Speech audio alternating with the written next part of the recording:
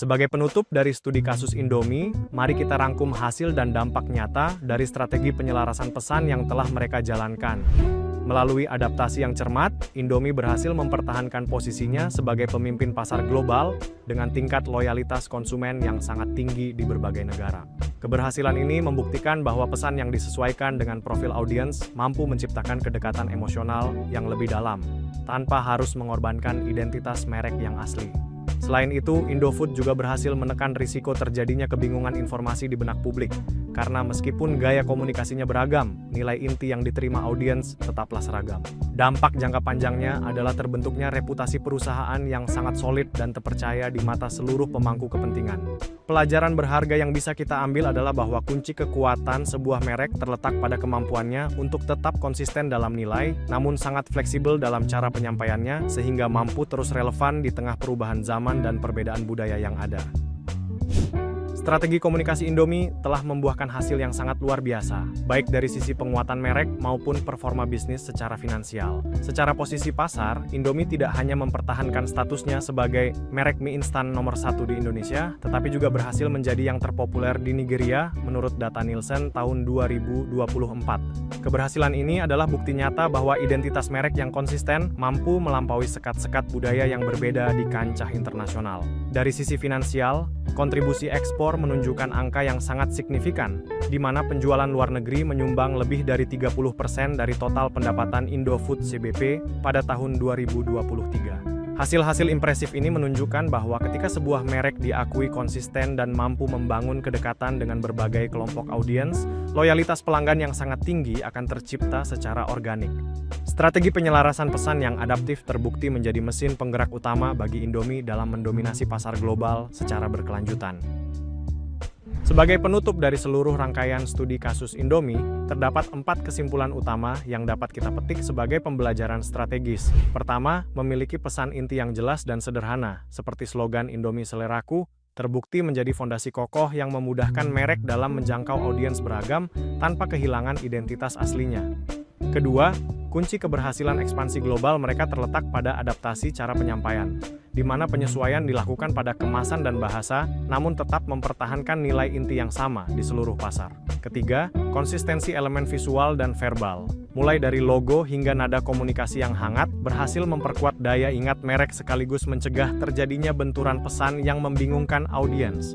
Terakhir, seluruh strategi integrasi ini berkontribusi langsung terhadap kinerja bisnis yang luar biasa, memungkinkan Indomie mempertahankan dominasi sebagai pemimpin pasar di Indonesia sekaligus meraih pangsa besar di kancah internasional. Keberhasilan Indomie menegaskan bahwa keselarasan antara strategi komunikasi dan eksekusi pesan adalah mesin penggerak utama dalam membangun kekuatan merek yang lintas budaya dan lintas generasi. Memahami dengan tepat siapa audiens kita merupakan langkah pertama yang paling krusial dalam menyusun strategi pesan yang efektif. Komunikasi yang sukses tidak hanya ditentukan oleh apa yang ingin kita sampaikan, tetapi juga sangat bergantung kepada siapa pesan tersebut ditujukan dan bagaimana cara kita menyampaikannya agar dapat diterima dengan baik.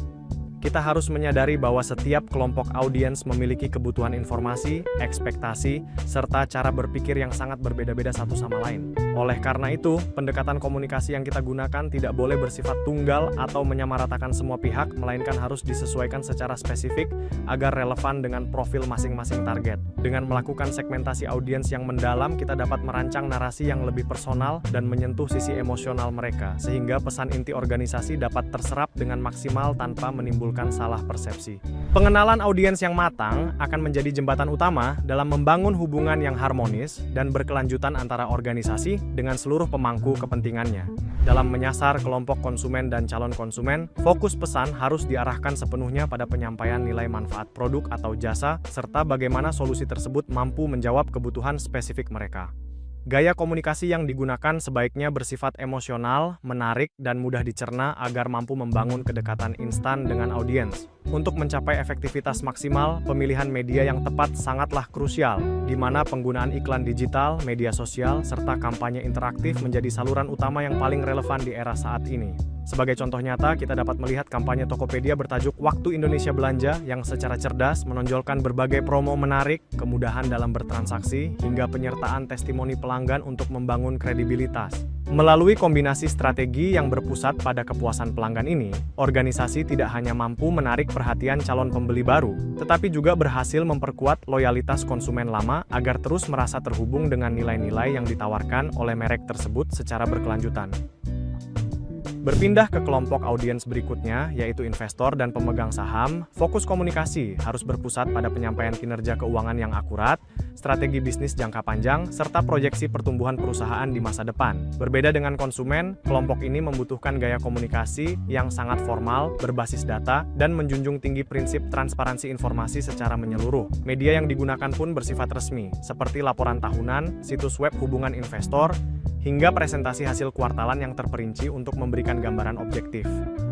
Sebagai contoh nyata, kita dapat melihat bagaimana PT Bank Sentral Asia Tbk secara konsisten menyajikan laporan keuangan yang komprehensif kepada para pemegang sahamnya.